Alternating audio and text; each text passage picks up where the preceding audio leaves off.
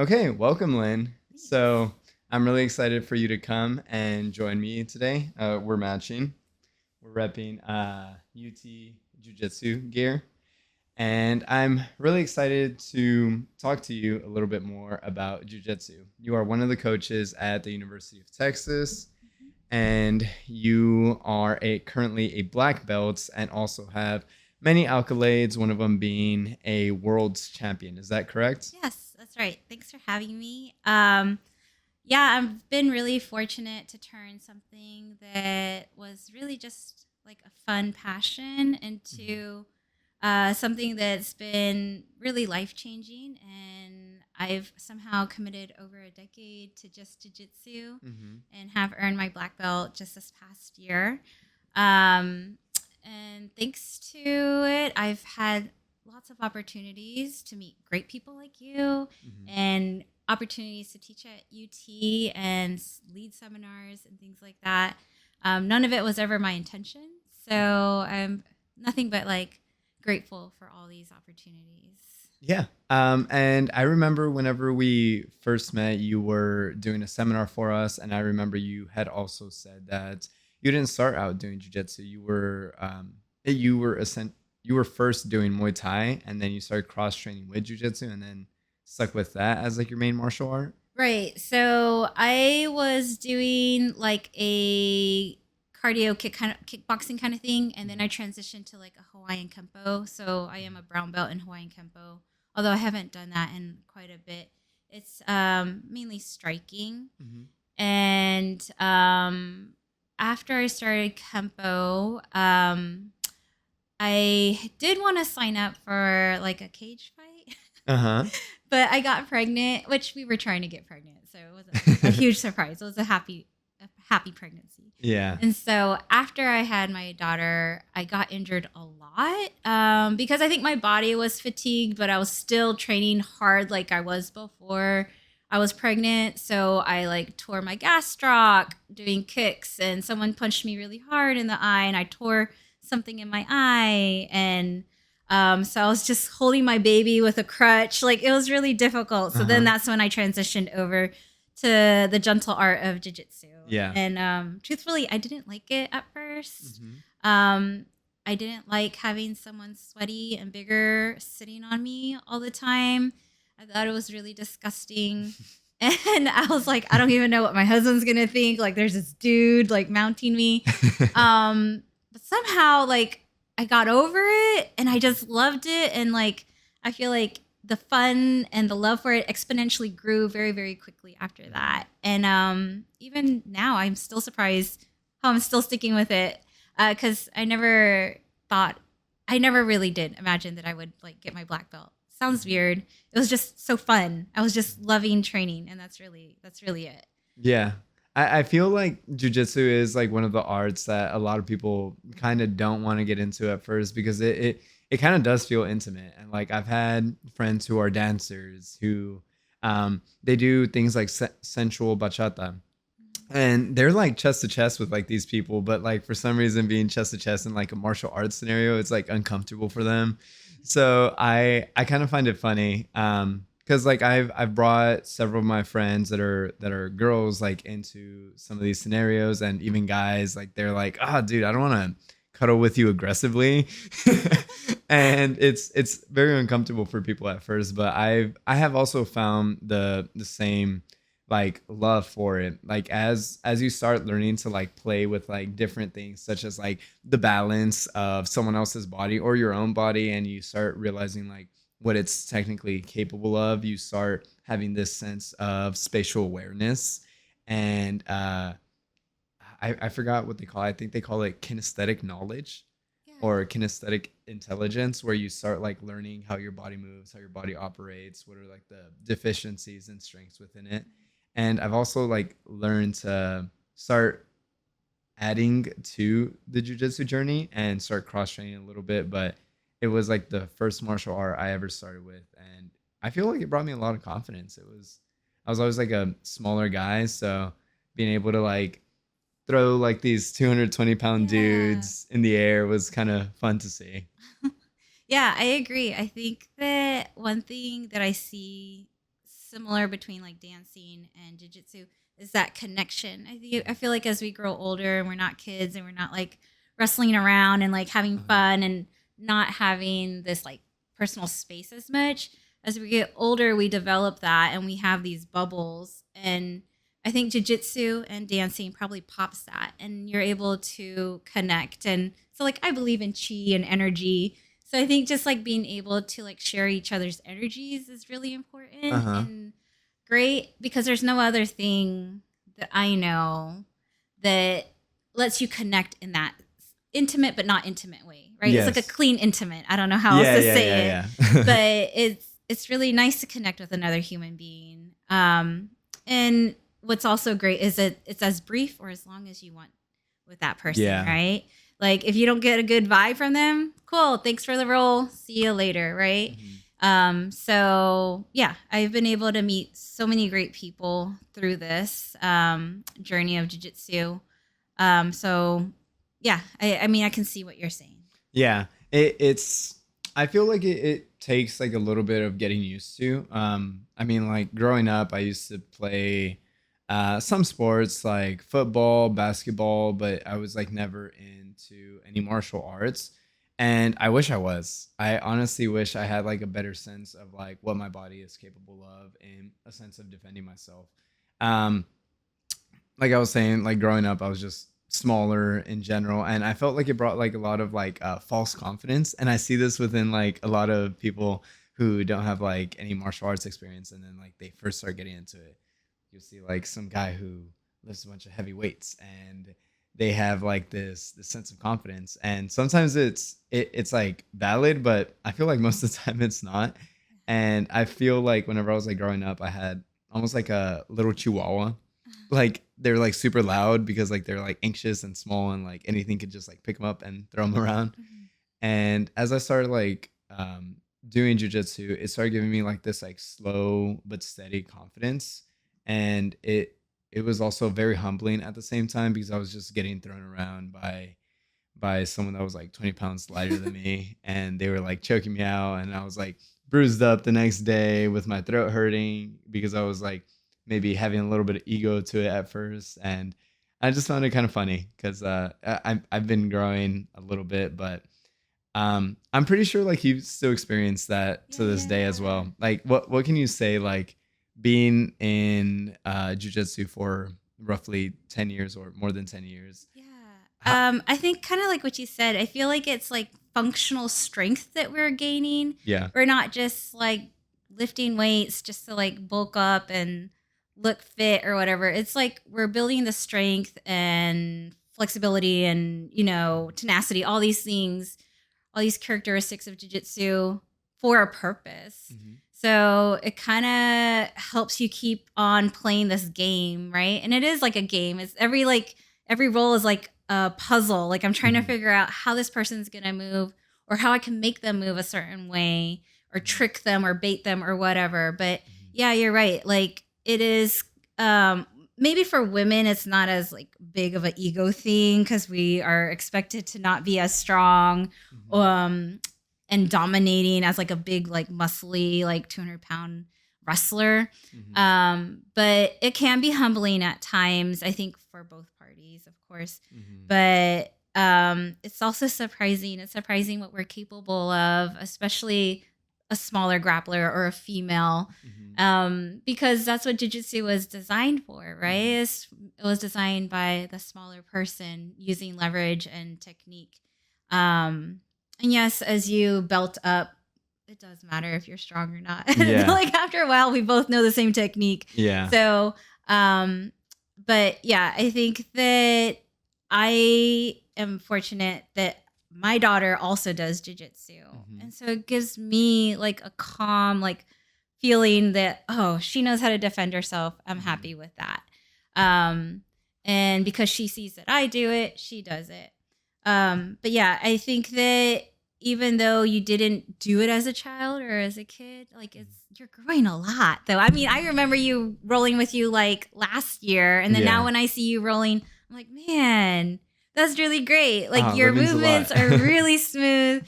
And I mean, it's phenomenal. I love seeing everybody grow, Mhm. you know? And I feel like I'm never going to stop growing. I feel like even though as a black belt, I'm still like constantly learning. There's so much. Mhm. I want my little sisters to get into it too because they're getting to the point where they're starting to graduate high school and they're gonna go into college Mm. and I even gave my little sister my gi, so I'm Oh, yeah. gi-less right now. Um, but she hasn't used it, so I'm gonna be like, hey, what's going on? Check in on her because she told me that if I gave her it, that she'd do it. So Oh, nice. I'm really hoping she gets into it. I think it would. I took her to a gym and an open mat once, and she saw me get thrown around by 40-year-olds the entire time. So, um, yeah, I hope that intrigues her a little bit. I hope so too. There's not so when I started Mhm. specifically jiu-jitsu 10 years ago, there wasn't a lot of women who were doing it. But now I feel like there is. So when we do have these like women like only functions sometimes like open mats or whatever, Mhm. like it's not as big of a turnout as it used to be. And I think it's because it's becoming more normalized like in the co-ed classes to have women. Mhm. And so hopefully she will feel comfortable in any class that she ends up going, Yeah. seeing that like, hey, there's other chicks doing it, and this is Yeah. really great, and this is really fun. Yeah. And I wanted to mention something that you've done. So you've worked at different women's shelters Mhm. and you have had different opportunities to help just like introduce jujitsu to a lot of like people in domestic violence scenarios. Mhm. Um I just want you to talk a little bit about that. How was your experience with that? And then I just want to ask like some questions on that as you go along. Yeah, for sure. So I think that because I personally was in a relationship where I had verbal and physical abuse. Mhm. I had a partner, he would sleep on my phone and keys, so I could never leave. So it was a really difficult time in my life. And I feel like when I made the choice to leave, that I had a little bit of PTSD after that. And I had to go through like some therapy. But once I started getting into a martial arts to learn how to defend myself, and I got to the point where I felt really healthy, that's when I started helping other people, I think, which is a really great point in my life. But I think that because of what I've experienced, it's really helped me reach out to other women and all these other organizations on teaching like self defense and introducing them to jujitsu and kickboxing. Mhm. And it is very empowering. So for a long time, I would have like these nightmares of my ex attacking me still. And even though I've kind of like been athletic for most of my life, Mhm. it wasn't until I started doing jujitsu that I had a dream that like I armbarred him, Mhm. and in that dream he apologized and he ran away. And I think like I and he's not come back into my dreams, thankfully, and I've not had a nightmare from him again.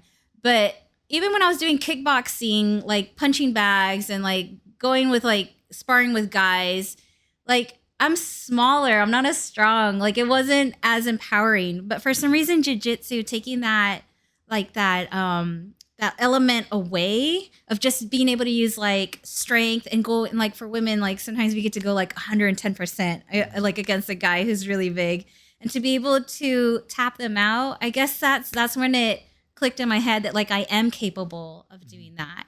And so to be able to pass on that message to other women and that skill to other women is like amazing. So I am thankful for all these opportunities to be able to teach these seminars at like Girls Scouts and other organizations that help survivors of domestic abuse. Mhm. I'm super grateful for that, and being able to plug them in, hopefully, into a gym where they can continue to practice. Mhm. Because as we talked about earlier, just learning it that one time isn't really enough. You Yeah. know, like getting into a gym where they can support you and meet your goals. It doesn't always have to be like weight loss and looking hot, but self defense, like learning Mhm. just to like fight or protect yourself, could be one of your goals, you know? Yeah. Well, thank you so much for sharing that. I feel like I feel very honored to have you tell me that story, just share some of your experiences with me. Um, I feel like for a lot of people, it's very tricky always like delving into that because it's very difficult to be very close with that sort of intimacy once you've experienced something like that. Um, and I, from my understanding, you've gone to teach some of these seminars, but you've noticed that it's just like introduction. Like, it's up to them really to choose whether to continue doing it. What have you noticed being like the main catalyst for someone wanting to do it versus not keeping up with it and just trying it that one time? I would. I was trying to think, just me personally. Like, I think that it's the environment or the gym home or the community that they get like connected into. Hmm. I started off kickboxing first before jiu-jitsu. Hmm. And so I kind of like created this safe space and this good community in the gym that I train at, the Void MMA. And so when I developed that safe space, I feel like maybe that's what made me feel like, oh, okay, I'm going to try this jiu-jitsu, which I, again, I didn't really love at the beginning. But I knew I was safe. And I think because I connected with other people in that gym, I stuck with it. And then, everything kind of like snowballed from there. So I think maybe that's what the part of it could be, is finding and every gym has a different type of culture. Some are just like purely like social, and some are like purely like just competitive gyms. So there's like different gym cultures that I guess you got to find that fits you. Yeah. But even though these women like that I've like taught, they may have just come for that one seminar, and it might be like years like after something happens that they're like, oh man, I wish I did something, or I wish I like stuck with it, or I wish I looked into it some more. And then maybe they will like years down later, when life changes and certain things happen in their life. Yeah. Yeah. I feel like it's my little brother, he has like way too much energy. He's 5 years old, insane child.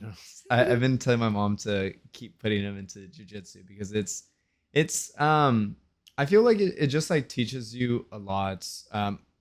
My purpose and goal with like this podcast was to kind of talk about like the little things that I implement into my life, um and show like who are the people that I learn from, because like you learn from other people. You can't just like start something, keep at it, and without any guidance like grow. It's the people that already at these positions or already at these levels that essentially help you grow to become a better person, whether it's within the art or within your livelihood, within it, whether it's like within your personal finances, business, um, yoga, whatever. It's more so having like that good influence and that positive influence. And I grew up in a small town where jiu-jitsu wasn't really accessible. How do you think?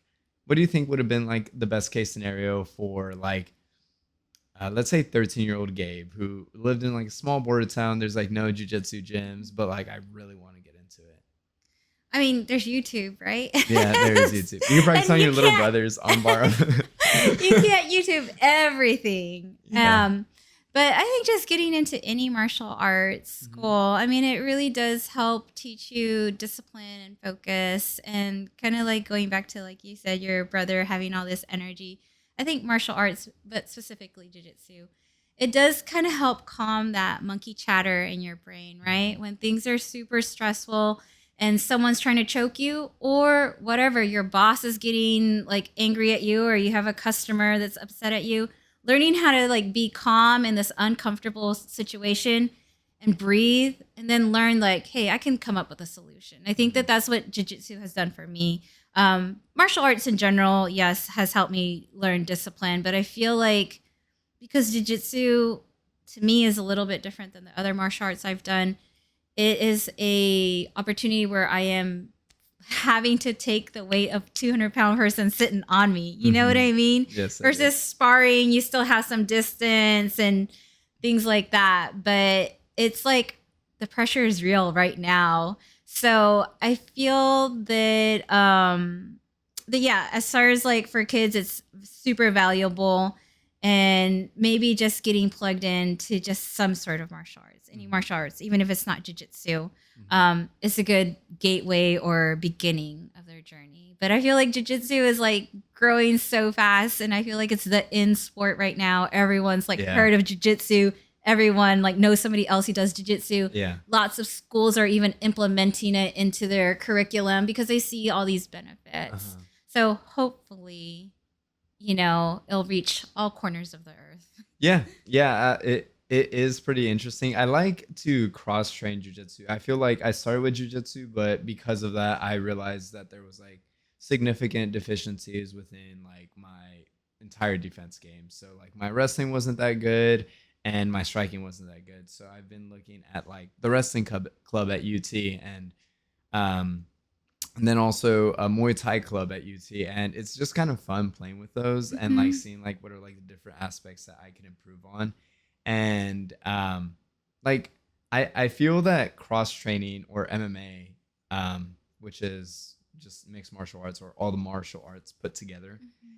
is is like one of the ways that I feel that building up like your sense of defense is like the most viable. Do you have any specific martial arts where you're like, oh, these are probably the best overall for self defense?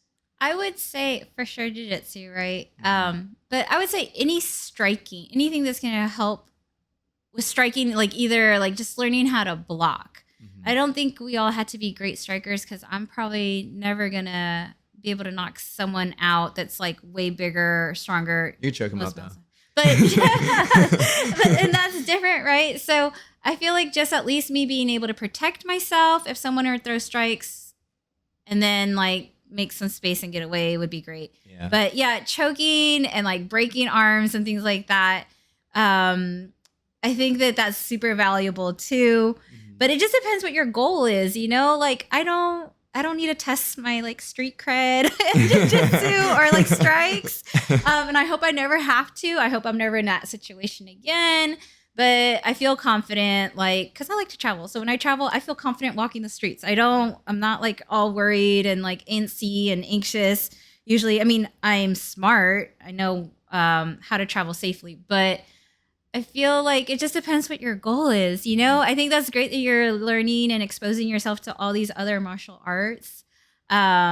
But I don't know, like, is your goal to be like in the cage someday? Or is it just because you love to learn as like a student? Or Sure. I've thought about this. I've thought about this scenario too because it's.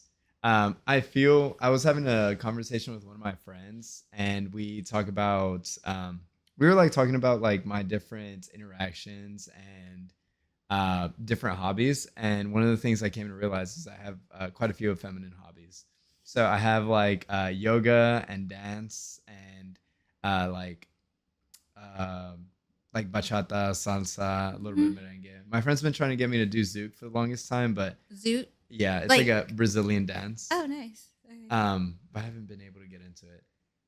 But then like there's also like the martial arts aspect where um, I feel like it's very it helps me like grow, and I just love to have like this keen sense of awareness of my body. I feel like it helps me almost like meditate on it, Mhm. and it brings Yeah. me like tranquility. And then I don't know, like I'm pretty sure you've had like those days where you're like driving home and you're like maybe all beat up from jujitsu, but like the drive home is so nice because you're just so tired from Yeah, like it's like all out there already in yeah, the yeah. universe. Yeah, there's I think like with jujitsu or martial arts, like I am constantly looking for a balance. I'm always saying like I need to yin out my yang, or like I say things like that to my friends where I feel like I'm being so aggressive, going so hard. And so sometimes or like I'll be like lifting a lot of weights. So I do feel really masculine at times. And then I had to like balance out my workouts, maybe even change my diet a little bit to yin it out, to soften it up a Mhm. little bit so that I'm more balanced. But I do feel like martial arts in general helps you be a little bit more in tune to that.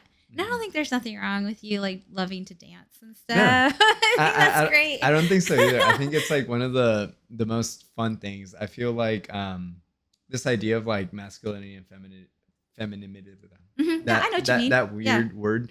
I feel like you should always have like a yin and yang of it. Like you should have like certain hobbies that you allow yourself to enjoy, and then I think it's just like having a balance of like having those hobbies. Like I really enjoy yoga. I'm taking a yoga class right now, and I really enjoy like weight training. And recently I've been thinking about like the different ways to cross train with like jujitsu. Is it like powerlifting, CrossFit?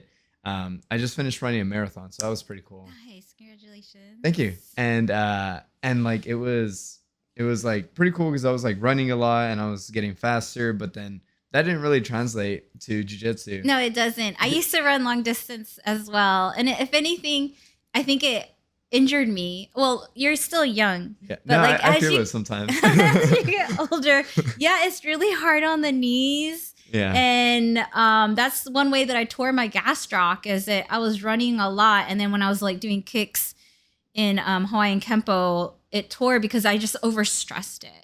And so one of my friends who trains with me, he's a physical therapist. He's like, why are you still running? Like, you don't need to like do long distance run-ins. He's like, maybe do some sprints at the most. But he's like, overall, like your body's taking a lot of stress from doing all these things. Yeah. He's like, you're going to have to learn to balance. And so he was like, you got to balance it out and figure out when to rest even. Like that sounds so weird, but even like scheduling when my rest days or rest times are is really important because yeah, I love it so much. I want to do it all the time. Yeah. Like if I didn't have to work, I probably would be training all the time. But I think that, yeah, I mean, that's life in general though. It's like, there's always like balance. And once you feel like you have your life balance, something else changes and you have to rebalance it. Yeah. So it's constant, whether it's in our workout or, our personal lives, whatever, family and love and money and all that stuff. It's always a balance. Yeah. There's like a funny thing you mentioned. So everyone gets like caught up in like this idea of rest, but I personally don't believe in passive rest. I believe in like active rest. So it's like just like slow movement, mobility workouts, yoga. I've gone to physical therapy and I feel like just like working on my joints, my shoulders are always like super wonky. Yeah. And just like for the days where I'm not like training heavy and like weightlifting or running, I like to do like some like really calm yoga, and I'll just kind of like move my shoulder and almost like an Americana position to like test like my mobility. And sometimes they're tight. Like sometimes I'm leaning over and doing what's called like robot arms for physical therapy. And I noticed that like my sides are off. I'm super imbalanced. But do you constantly go for like the active rest yourself, or are you more so a like my days off are like completely off of I need movement? to rest. I need to like let my mind rest, like stop too. I think for a long time I was like you, where I was just constantly going and going. But once I incurred all these like injuries, and my friend even pointed it out to me too. He was like, you need to like rest. Like if you need to take a day where you just hang out with you and your daughter, do that. He's like, don't feel like you gotta be working out all the time every day. Because I would hit up like 2 to 3 workouts in a day, and I also have a full-time job and a family and things like that. But I would just like make it work. And this was just like last year. I remember I was like zooming down my neighborhood to get home to do something really quickly, and I saw someone walking their dog. Sounds really dumb. I saw them walking their dog, and I was like, that looks really nice. Enjoyable. Like here I'm like, oh, I gotta get there and I gotta go do this. And once I get there, I gotta go do this. And that's my own fault. I like being busy. Yeah. But dang, like now, so I have a dog, but usually when I walk her, I'm like, let's go, girl, let's go. We're on a You're road running time. dog for today. Yeah. And so now I'm like, how silly am I? So now I put in purposeful times to rest. Mhm. So when I walk my dog, I enjoy it, and Mhm. I'm leisurely walking Mhm. and appreciative of the time that I have to do it. Mhm. You know what I mean? So that was me having to rebalance everything out in my life again, realizing that I am overdoing it. And now in this season of my life, I'm not competing as much. I only want to do a few more before like I just kind of go into like coaching and teaching mostly. Um, but yeah, I think that every season is going to be different. Mhm. So if you decide that you want to go in whatever you want to go into the cage fights, or you want to like become a world champ or ADCC champ or whatever, I think there's going to be seasons where you are going to be constantly like training, eating. And, like Travis said that yesterday, right? Like I Mhm. love the like I have the same thoughts as he does. So he said it really well. Like there's times where you are going to be like in the gym all the time thinking about eating and training, and that's it. And then there's times when you're off season, right? And then you can like enjoy training instead of Mhm. like just forcing yourself and Mhm. going at it. And although I'm not like, that's not my profession and that's not what I like puts food on the table, is like me competing and all that stuff. It's just kind of like my side passion. I'm a physician assistant. That's my full-time job. I'm a mom. Mhm. So it's just, I mean, it's fortunate that I've been able to get as far as I have in jiu-jitsu and been able to compete and achieve some of my goals.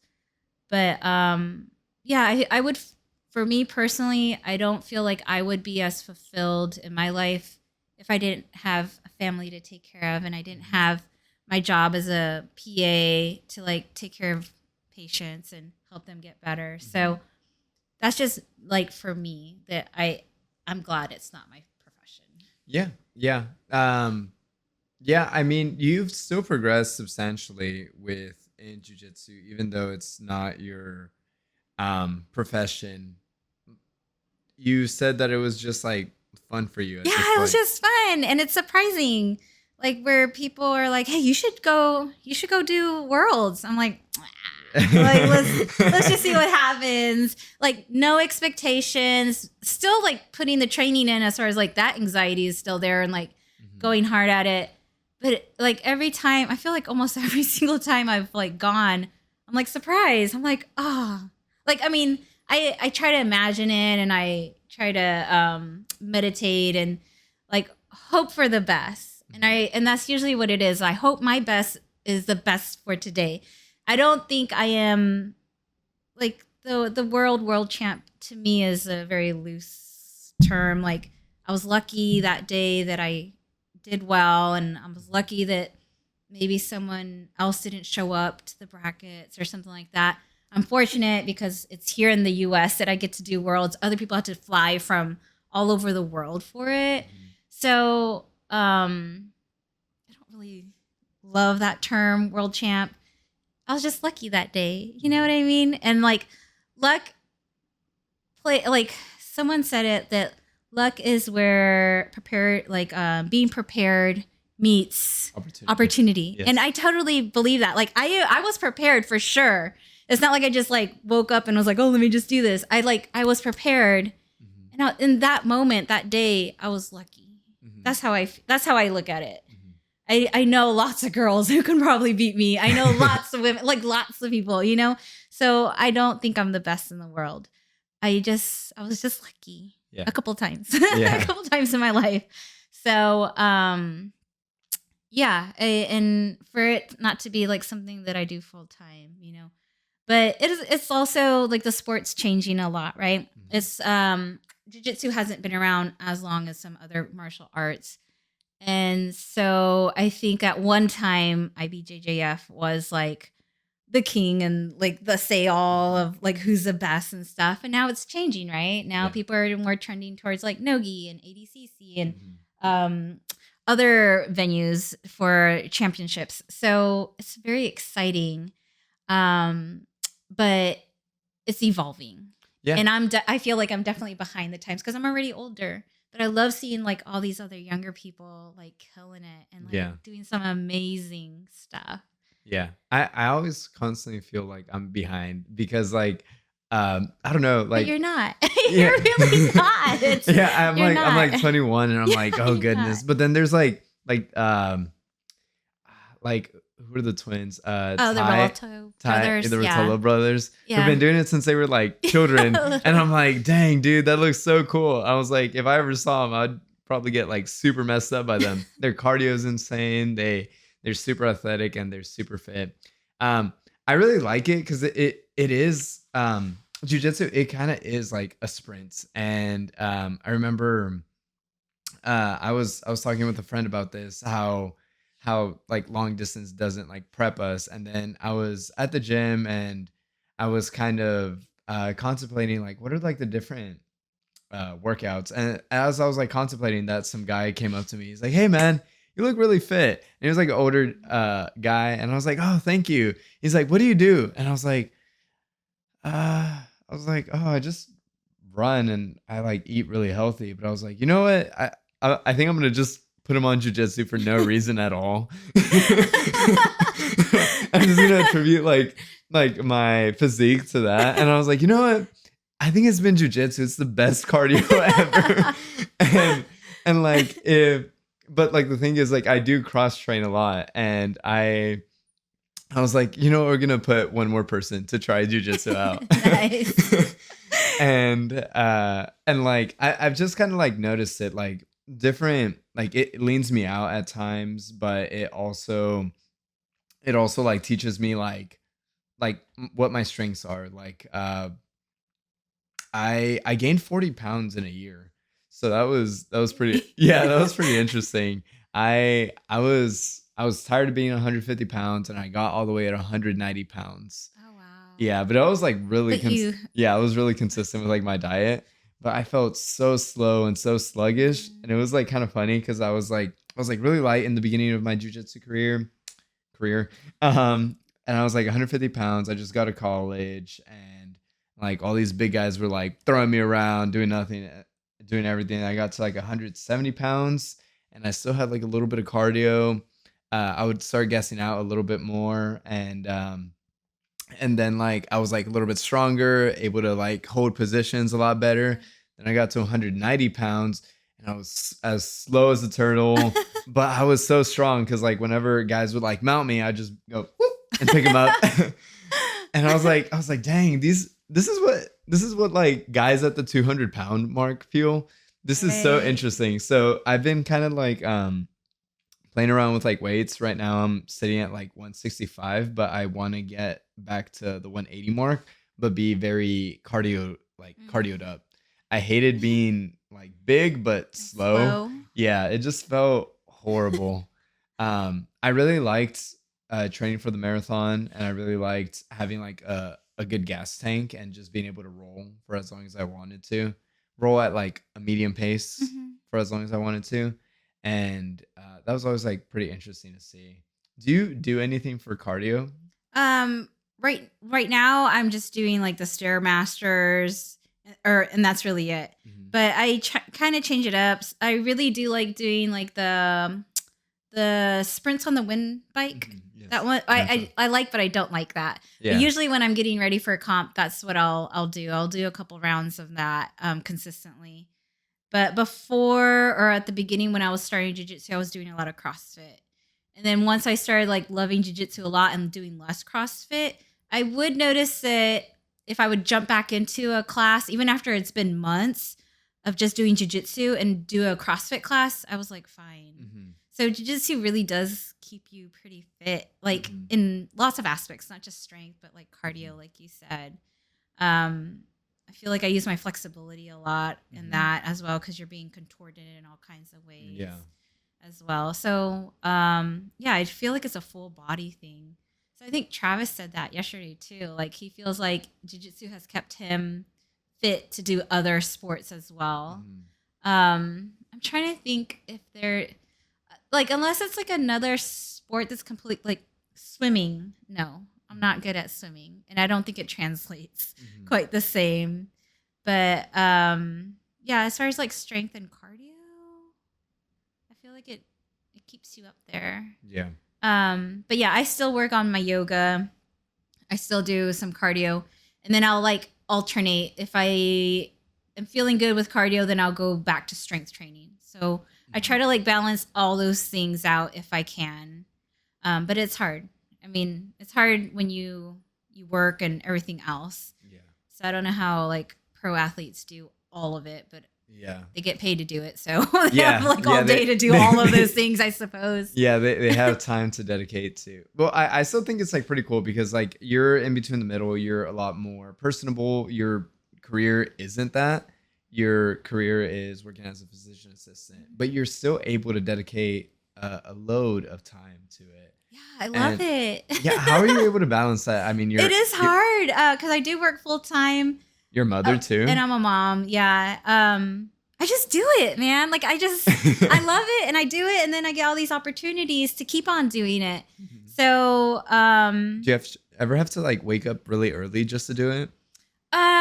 If I mean, I do like to get in early workouts, so I do sometimes hit up a 6 a.m. Class if I can. But I guess like because I love it, I just find ways to plug it in, whether it's like I work 13-hour shifts, you know, so sometimes I'll plug it in during my lunchtime or sometimes I'll do it like before work. But every day most days I try to get in something. Yeah. It's like, I remember I was talking to like some coworkers about working out and jiu-jitsu, and I would even bring weights to work. And I would like if I had downtime, I'd be like doing a few rows or like push up. I mean, I just find time. So, but I remember they would always talk about like TV shows and stuff like that. And I could never like jump in on the conversation because I just didn't watch a lot of TV at that time. And I remember asking them like, how do you guys like keep up with all these hours of watching TV? They were like, the way you put in the time to work out, we just do that for TV. Yeah. And I was like, what? And if I'm ever injured, like really, like it has to be a really bad injury to keep me off the mats. If I'm a little injured, I'll still be on the mats. But if it's really bad where I'm like, I've had to be like in a cast or something or in a boot, and I'm like sitting at home, I'm like, what do people do? Watch TV? This is what like other people do with their time. So I don't watch a ton of TV. Mm-hmm. I am just really active, and I think that's probably why my friend is like, Lynn, you need to schedule like rest time. Mm-hmm. So I think like I had to learn how to watch TV again during the pandemic when everything was just like shut down, right? Mm-hmm. I had so much free time, but I didn't really have time. The gyms weren't open, so we weren't training in the gyms for a while. Like I actively had to learn to like watch TV, mm-hmm. and I could only do it like 20, 30 minutes at a time. I just did not would you be like, enjoy it. Would the internal voice be like, and you have to enjoy this? I'd be like, let me fold clothes or let me like clean the baseboards while I'm watching TV or whatever. Now I have a better endurance for watching TV, but it does help me like relax and escape for a little bit. So I'm balancing that all out too. Yeah, it's kind of funny. I had an ex-girlfriend who she was like big on watching TV, and she was very fit as well. Like she was she always like took care of herself, was like very active, was also a very hard major in engineering. So she was constantly working and doing this, but then she would watch TV and she would be like, you want to watch this? And I'd be like, no, I can't. Like I personally like my life without it sometimes too, but then I would get used to like watching shows and I'd be like, oh, this is kind of nice. And like it's like this like internal dilemma that's like constantly going on. Same thing with like video games. I used to love video games growing up, but then I've like cut them out completely of my life. So yeah, it's all a balance. Yeah, I do have to like learn how to balance, but I do find things like this, like podcasting, pretty cool. So like, I don't know. Yeah, I'm really impressed. Like you're 21, you said. Yeah. I feel like you're like very inspirational to me. Like, thank you. That you're doing all these like martial arts and dancing and going to school, of course, and having all these other like side gigs. Mm-hmm. It's very impressive to me. And I love it. I love seeing that because I definitely didn't have it all together. Like I feel like you do. Yeah, I feel like it comes and goes. Like sometimes I feel like I'm on top of the world and like all my hobbies are progressing, and then I'm like, oh goodness, I need to get my grades up. I need to I actually just made a video that has that was talking about me meeting my $30 million mentor. But whenever I was like first going into like these like little moments, I was cold calling people. Mhm.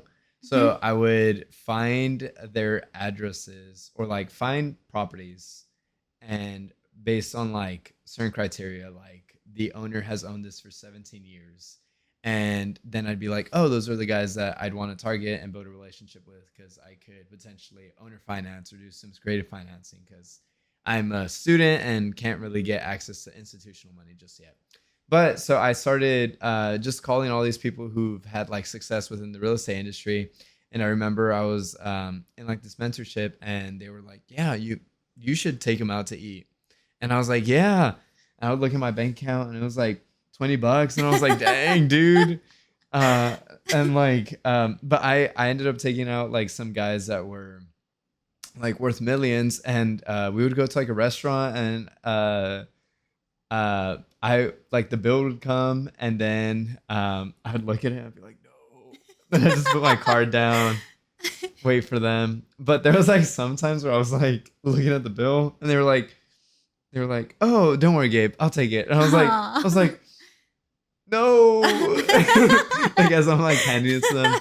But I think I just have too many hobbies, and sometimes I don't progress in any of them because I have so many That's of them. not true. In Well, jiu-jitsu, you're progressing. I am I don't progressing know a about little everything bit, else, but like I think there's like levels of progression. Like you could like slowly grow, but I like the exponential growing. Mhm. So like whenever I pick up something new like podcasting, I feel like I automatically like grew in my knowledge of it. But and I feel like it's kind of like that with like jujitsu or like dancing. Like you're like really slow, and then it just like shoots up Mhm. like crazy. Yeah, yeah. And It's embracing that suckage. yeah. Like when it's like this, and then once it's like that, you're like, Yeah. yes, this is great. And then I think I was having like a conversation with a friend, and they were like, dude, like you do the suckage a lot. And I'm like, that's probably why I lose motivation sometimes. No, I think it's great because you're so young. Yeah. So if you were to fail or just get exposed to something and you're like, I don't like it, Mhm. it's okay. Like you have so many more years ahead of you Yeah. to go back to it or learn from it versus someone who's, like older and then they either don't want to do anything that they suck at or they quit Mhm. or whatever. So I think it's great. I Yeah. do. I think that you're gonna grow really quickly, just in life in general. I mean, I'm not talking about like specific things. Yeah, it's good that you're putting yourself in these like positions where it's not always super comfortable. Yeah. So I think it's good. I think Yeah. it's wonderful. I think it's like really interesting because like as I progress and I grow, I'm like I come from I've been like kind of trying to find like my voice in like certain things. And as I start getting more hobbies, it allows me to talk to more people and seem a little bit more personable. Like now I could have the conversation of dance, jujitsu, MMA, me going to college, my university. One of the things I really like talking about is personal finance, because I grew up in a border town Where'd you grow up? in Eagle Pass, Texas. I grew up in Eagle Pass. You're lying to Yeah, me. no, No, no. I lived there. Okay. Okay, I say I grew up there, but I lived there when I was really young, like from like maybe I was 4 to about like 7 or so, and my brother was Okay. born there. That is awesome. Yeah, so my parents owned probably the first Asian restaurant there Which off one was it? Garrison Road, Garrison Street. It was called Oriental Gardens, and then my parents also owned a few stores in the mall. Okay. The mall was there before Walmart. The first Walmart was Yeah. there, and then once Walmart opened up, it sucked all the businesses in that area. Yeah. But yeah, we would go to Piedras Negras right across Yes, the Black Rocks. yes, For all, anyone. for everything. Like all my dental work was Me done too. there. I got my braces in. Me too. Yeah. I actually just got this haircut in Mexico. Oh, really? Yeah. Nice. Yeah. I got really sick when I was a kid. I had really bad tonsillitis or something. And I had to go to the hospital. So my dad took me to Mexico. Yeah. And I was hospitalized in Mexico. And they owned businesses there for a really long time. and then we moved away, but they would just go back and forth there. And I went to a Redeemer, this little private school in that area. I've been wanting to go back. I've been wanting to take my parents back just so that we can see how it's like grown and changed. We moved before the casinos were built. There's like nothing there. We've been on the news recently for like the border crisis, but that's like an entire other ordeal. But yeah, I grew up there. I would go to Mexico a lot to visit my great grandparents, and it was always kind of nice. But I don't know, like you're kind of like whenever you grow up in like small border towns or like a lot of like Latino or minority cultures, it's very not talked about. Like I remember I was talking to my grandfather once, and I was like, he was working at a canning company as like one of just like the line workers. And I was like, hey dude, how much do you make? And he's like, you don't ask me that. And I was like, what do you mean? I'm like your grandson. Like I'm not gonna tell everyone else. And then he's like, nope, it's not like a thing you ask. And I'm like, I think it should be, because it's like one thing to like kind of understand like personal finance. And like we enter like this entire debate and topic, and then like I've had other family members, they're like, dude, if you want to start your credit, go to JCPenney, open a credit card with them. And I'm like, no, they're like, that is like probably the worst thing you could do. And like they give me like these bad senses of financial advice, and like I don't fault them for it because it's what they've kind of grown up with. But I'm kind of coming out of like these scenarios, and like Eagle Pass was very high for teen pregnancy, for obesity, and for just like being almost a poverty ridden town. I mean, my family lost their house due to a foreclosure. So yeah, it was like kind of rough. So like now growing up, and I'm like seeing this, and I'm living in Austin with like all these tech bros, and like having one of like the wealthiest schools, being in one of like the wealthiest schools, which is like the University of Texas. It's interesting and it's intriguing because it's opened up my eyes to different conversations, and conversations that's open my eyes up more and allow me to kind of understand different scenarios and how certain things are possible. But whenever I'm talking to my mom, she's like, Gabe, you're effing crazy. And it's kind of funny because I talked to her like recently. I ran a marathon, and my family isn't like the most fit. So she was kind of like almost like scolding me. And I was like, for running the marathon? Yeah, because she was like, Gabe, I forgot to ask you, like, how long is the marathon? I was like, oh, it's 26.2 miles. And she's like, dude, you're crazy. And like my uncles would be like messing with me. They'd be like, oh no, dude, this guy's a runner now. He doesn't want to associate with us. And I don't know. It's kind of like this like weird culture, but I am planning on like breaking the cycle and like having a lot of these like future like conversations and little tidbits that kind of elevate us as like humans. Yeah. I think it's so funny that you say that, because I think like, yes, like for me, there's a bit of a cultural gap between my parents who are immigrants. And like when I talk to them about jiu-jitsu, they'll be like, how was boxing?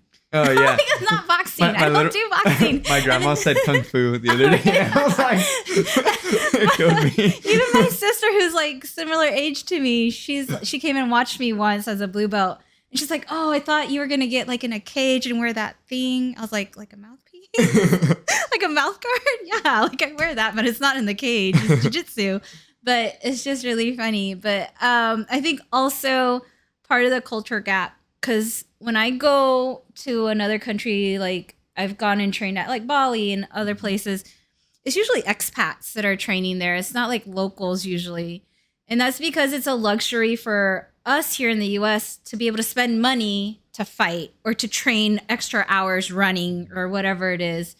So like in Thailand, when I go, it's all expats as well. And that's where my family's from, is Thailand. What is Oh, expats are like people who like say they're from the US that have now moved and relocated. Okay. So there's a big conversation like, why aren't they called like immigrants, right? Like my parents are immigrants here, but for some reason when it's Americans or other people that go there that have money and who are established and they can like, you know, make more money there, it's called expats. It's Okay. kind of weird. Hmm.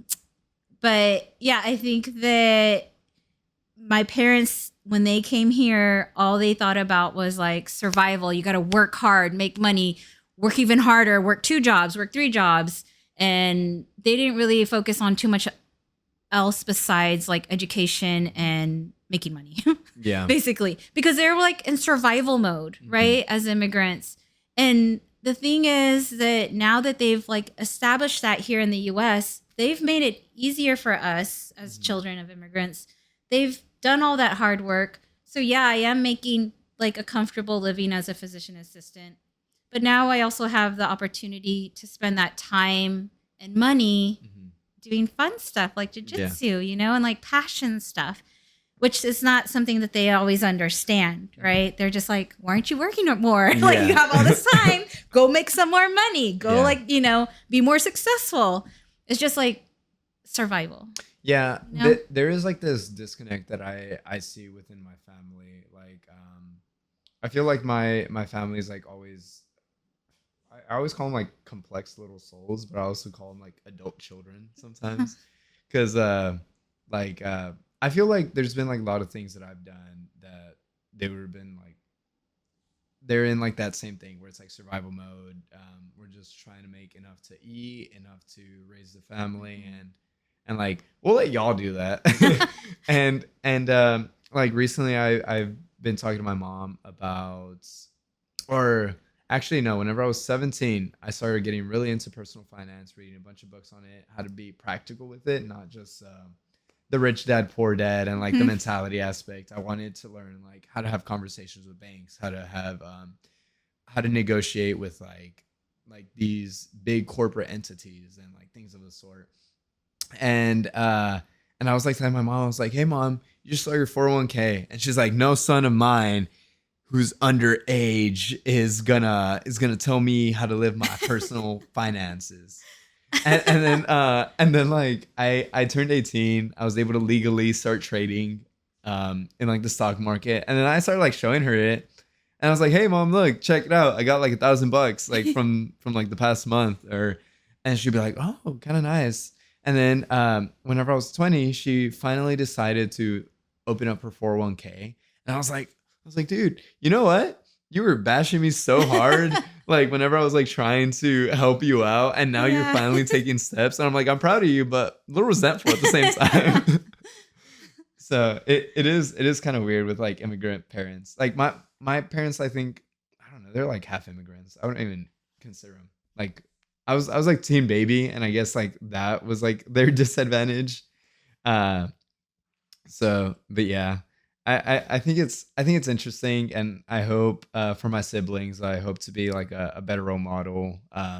There's like a lot of aspects of myself that I'm challenging, and a lot of them that come through like jujitsu and martial arts, but also a lot of them that come from different philosophies. Some that may also be aligned with jujitsu and martial arts.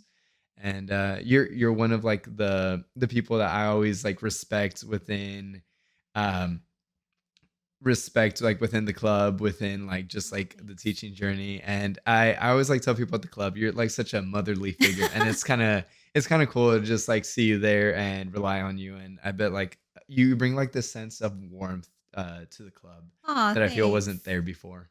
I'm glad to hear that. Yeah. Yeah, because I feel like the other 2 black belts, they're pretty alpha, yeah. So like, I'm like, is this maybe they don't want a mom? Maybe they want more like a alpha kind of like personality. But yeah, I think like maybe when I was younger in my 20s, I was more like very passionate, very loud, vocal about a lot of subjects.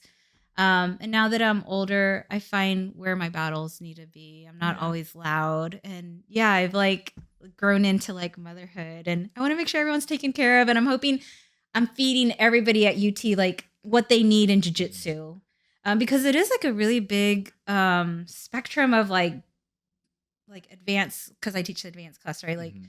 some are still like learning how to like finish a triangle and like some already know it so well. So Yeah. I'm hoping that I'm feeding everybody what they kind of need or Yeah. something. at I UT. I have like a little bit of a take, and I want to ask you your perceptions on it because I feel like you're the perfect person to challenge me on it. I feel like one of the takes is that everyone should learn jujitsu, and it should be like a requirement, kind of like how math is in school. Like a lot of people hate it. Like you don't have to like immediately love it, but like it should be something that you learn just so you understand like your body a little bit better. No, yeah, I totally like love that idea. I was gonna pitch that idea to AISD, like, hey, do you guys need a jiu-jitsu coach? Uh Like, huh. do you want to try this in an all girls school? I think that there's just so many benefits to it. I mean, not just like the physical aspect, but again, that mental aspect of like calm bodies, calm minds. Like sometimes I'll teach kids class and I'll tell them that, like, just calm down. Because Hmm. you've meet like I'm sure you've met like adults who like spaz out and freak out, right? That's how Yeah. they do it on the mats. That's how they do it like in life, I bet too. When like stuff starts getting really hard at work or with the family, they just don't know how to breathe and calm down and they're just like going off emotions. That's like Mm. something that I really like try to like teach my daughters. Like, do not make any like big decisions on just your emotions. And it's really hard for kids, you know? Mhm. And if the kids don't ever learn that, then they become adults who like make all these terrible emotional decisions. Mhm. But I think jujitsu helps you figure that out. Yeah. Like, you know what I mean? Like No, yes. that physical pressure, telling yourself, I'm okay. I'm okay. You So know? yeah. So on the personal aspects, I like reading a lot of communication books because I feel like communication was always the thing in my family that was never the best. It was something that caused a lot of arguments, a lot of issues, a lot of like physical Mhm. altercations and that was like something that I never like to see. So I'm able to like de-escalate and escalate like things in the proper manner now. That's But a it's great skill to have. yes, it was hardly learned. It was hard to learn, but it's a great skill to have now. But I also find it funny because like I think that kind of translates to jujitsu because like whenever instead of it being communication, like whenever someone's being like super muscly and spazzy, I'll just hug them and like I'll just kind of like cradle them and it's kind of funny because like they'll just like sit and buck and like be like a wild bull Yeah, almost yeah. and like they give up and I'll be like okay you ready and then I'll just like transition to like the next thing. Yeah, yeah. That I do the same thing. And I think that's great that you're learning it so early on. Because it's gonna carry you very far. But yeah, the same thing. I have like we're at an MMA gym. So sometimes I have to go with like MMA guys. And I remember this last time I was rolling, one of the guys, I was trying to keep my energy low because I knew how he was gonna go, right? And he's like, wait, are we flow rolling? I was like, no, I'm just trying to conserve my energy. Like I'm just trying to like flow with you because I know he's gonna get tired. But yeah, learning to read other people's energies is so important, Yeah. right? Especially in like trying to communicate with them. And I love that you said that you know like how to like not escalate with somebody else, Yeah. whether that's like in an argument or in jujitsu, like going harder with somebody else who's going harder. Yeah. It's just it doesn't always end well, Yeah, you yeah. know? Sometimes like it is like picking and choosing your battles. Like sometimes I like going against like the more cardio intensive guys. Like there's like one of my friends who did track and he's like a sprinter and he's really good and he always messes me up. But I only like rolling with him on specific days. Yeah. So whenever it's like a nice Tuesday and like I don't like my joints are hurting a little bit. I'm like, I'm gonna take the heavier guy that's like a little slower instead of like this like athletic freak over here. Yeah, yeah, yeah. I think that's what I love about jujitsu too is like being able to tell somebody like I'm not gonna roll with you today. Yeah. I'm trying to like work on this. It's communication and Yeah. it's being received well. Like we all Yeah. understand what that. Well, hopefully most of us understand when Yeah. we refuse a roll why we're doing that today. Yeah. You know what I mean? And no hurt feelings and okay. Yeah. I've learned to like manage like my outward body movements a lot better. Because there's been like times where I haven't gotten like I think there's been like maybe one time where I was like genuinely upset. But it's like when people like spaz out or kind of Crank or what?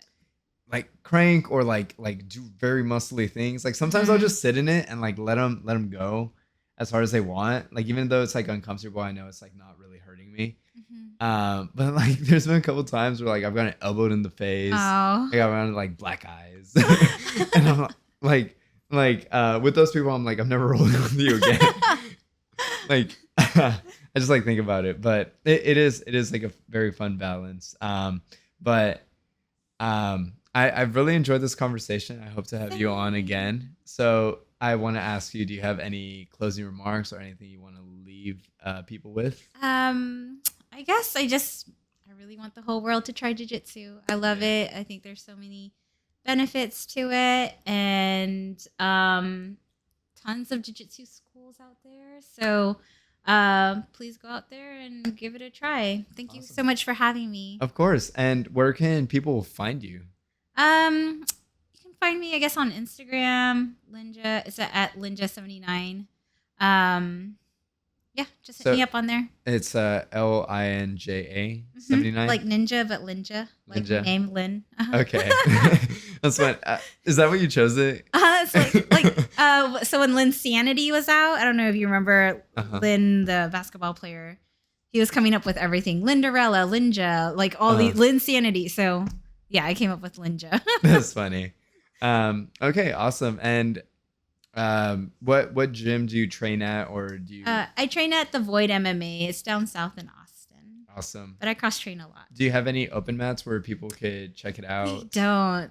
Yeah, sorry. Okay. But you will find me cross training at other open mats all over Austin. Okay. Thank you, Lin. Yeah, thank you so much. All right. Awesome.